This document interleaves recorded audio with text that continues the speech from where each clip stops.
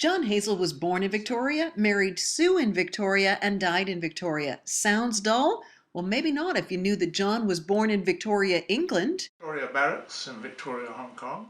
married in Victoria, Hong Kong, and died in Victoria, BC, Canada.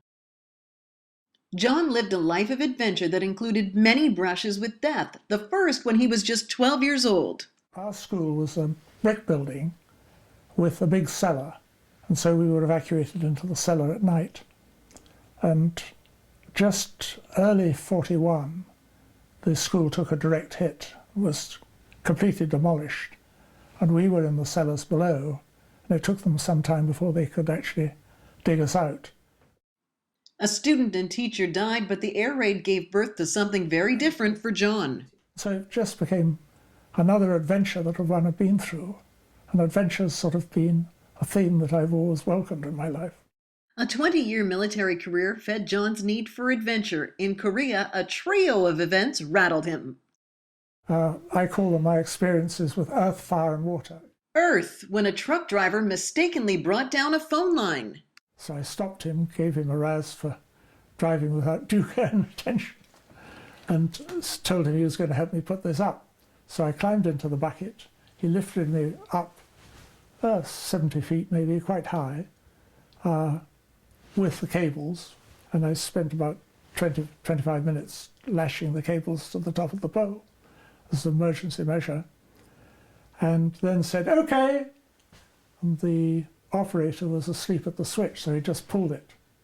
And I went through the bottom of the bucket and just caught my arm on one of the teeth. Otherwise, I probably wouldn't have killed me, but I'd have been pretty badly bashed up. Water, working to restore communications over a swollen gorge between North and South Korea. The engineers put me into this little bucket, and I started going across. And again, I had my revolver to fire when I got to the far side. Well, I realized before I'd even got halfway that the river was higher than thought, and I was going into it. So I fire.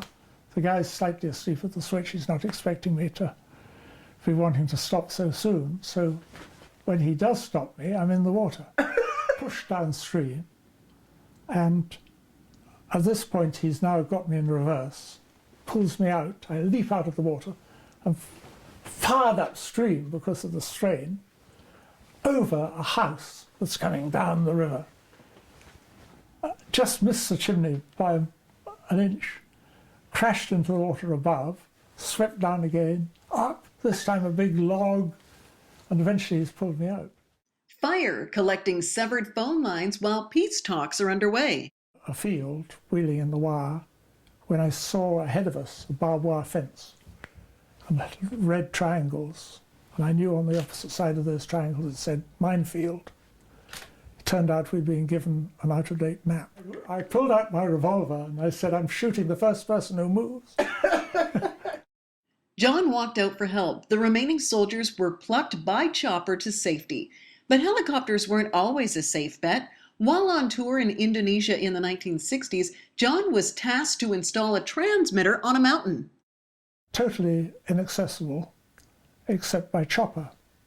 And we were doing a reconnaissance with one of these wee little bubble helicopters, and we got just too close to the cliff and clipped it with a rotor, which brought us down onto the scree slope below. Smiling for his rescuers, John had no idea that the crash was not the worst part of his Indonesian misadventure. Took off the rotor blade and laid it against the cliff, what was left of it, hooked onto the little bubble and took it away. Where's the pilot? The pilot and I are being left sitting on the rocks for them to come back for us. And the weather turned. So we were out, I think, for 3 days in the rain. And of course, they'd taken the chopper and our emergency gear and our food and everything else with them, which wasn't very bright of us. We should have said, no, never be separated from your kit. John learned many life lessons on mountains, none more profound or devastating than the Himalayas while climbing the Karakoram in 1962. It was a very tricky mountain. There was no direct approach. We had to go along about a 4-kilometre ridge to get to its summit. One of the Pakistanis and I dumped a load at the top. We came down and we were making steps all the way up very carefully, and coming down you just trundle down quite fast. We got to the bottom, met the others, which was Jimmy Mills, who was the leader of the expedition, and my best friend Dick Jones, who I'd been climbing with for years. They handed us some mail, we exchanged a few words, and then they went on up the ridge into the mist. A minute later, an avalanche claimed John's two friends. Could have slid down into a big bowl where there was some chance of them surviving, but then it just shifted, went down the other ridge, and it was a 10,000-foot cliff. Right, we found another pack at the bottom, and that's it. Worst night of my life, that was. We cut a little ledge where the accident had taken place and put up a tent. And I must have got up 4 times in the night hearing them calling for help, because it was just the wind. Painful revelations came to John in those dark moments. That Jimmy Mills with a 4-year-old daughter, wife, Dick an only son, myself married with 3 girls, with people emotionally and financially involved in my existence. I was being very selfish, indulging in an activity over which you have so very little control. 7 years later, while an instructor at Sandhurst, John was given 2 opportunities. One, a promotion and a Mount Everest climb, or come to Canada, the great unknown. Canada said, we can guarantee you a job for 12 months, $1,000 a month. At the end of that, if Outer Bound's going, great. If it isn't, you're on the street. It wasn't a difficult decision to make. Thousands of colonels are promoted every year. Hundreds and hundreds of people climb Everest, but not many people start an Outer Bound school. It was just one of many firsts for John and Outward Bound. Started the Outer Bound school here in '69, started the canoe school in '74 in Ontario, was involved with starting the kayak school here at Broughton Peninsula later. John received a Lifetime Achievement Award from Outward Bound in October 2011. He went from student to instructor to school director, executive director, and even chair of Outward Bound Canada. I don't recognise what they think I've done for them. They need a plaque for what they've done for me. Many Outward Bound students have thanked John over the years, but one man in Pemberton's story stands out. He had been sent by his band to Outer Bound in '69 to do the course. He was in trouble. He had no sense of direction, purpose, or value in himself. He now was running 3 companies, one in construction, one in forestry, and I can't even remember, I think transportation. And he said he totally owed the turnaround in his life and the impact he was having on his community to his time with Outward Bound. After Outward Bound, John, an avid hiker, took on a new challenge.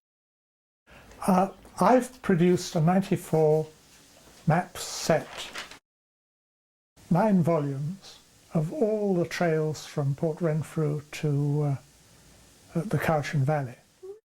The man who stared down death on many occasions bravely faced kidney cancer in 2009 and was given a clean bill of health until July 2011. I was out hiking quite a long route, and I suddenly felt faint, took out a water bottle and couldn't hold it, found I wasn't talking straight. They took a CAT scan again of my neck with a stain in it to see if there were any blockages, and noticed that I had a growth, a tumour across my lungs. An autopsy showed that that was the original kidney cancer had spread to my lung. They did a bone scan and it had gone all over the place, shoulder, base of my spine. And that's been spreading since, and now I've got a tumour in my brain. Through it all, the adventures, the military, Outward Bound, and cancer, John's bride of 54 years, Sue.